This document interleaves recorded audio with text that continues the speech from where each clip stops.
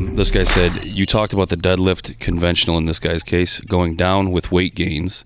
What is the first sign that you see of that happening in your form? This guy said he was 220, now he's 230, aiming for 242. You shouldn't notice it with that. Well, I don't know, because it's going to matter how tall you are. But in that weight range, I don't think you're going to notice it that much. The first place that people are typically going to see it is going to be in their hands. You know, they're going to get fat hands. They're not going to be able to hold the bar. So you're going to see it in the grip, which I understand that's, if it's sumo or conventional, it's not going to make any difference. But my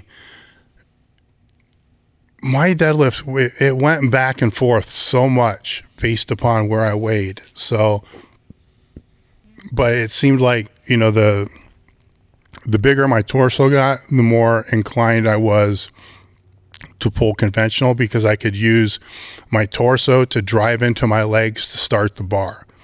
Where when I was thinner, if you want to say that, you know, when I was leaner, then I didn't have the ability to do that, but I did have the ability to get in a better position to where I could get my back and shoulders more upright, my hips closer to the bar with a sumo stance. So it was more my leverages that changed based upon the weight gain.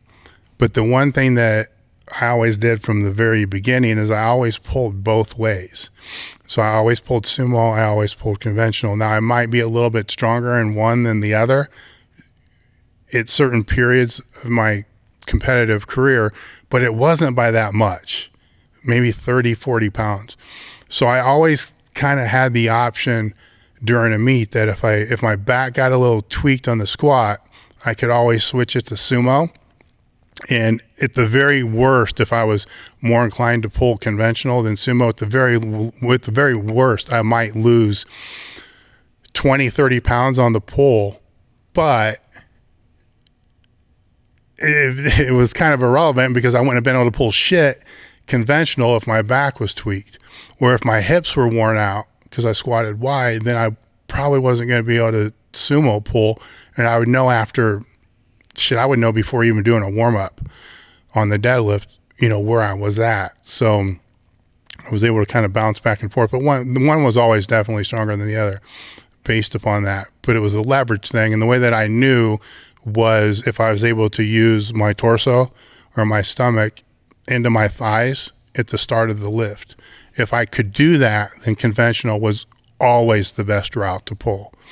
Sumo, you know, it wasn't often that it was sumo, but it was throughout the 275s for me. Anything over 280, it kind of started to slip back into conventional.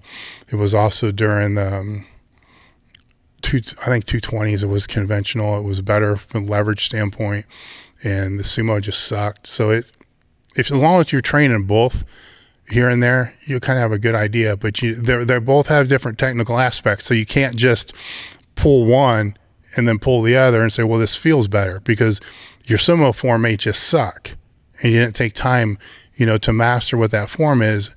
And that takes time.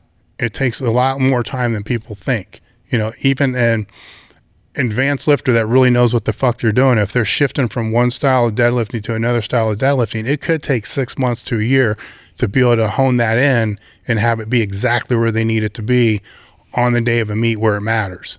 So it's going to take longer than people think.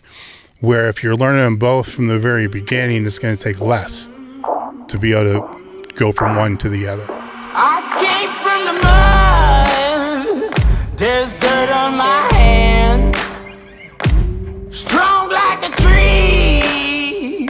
There's roots where I stand. Oh, I've been running from the Lord.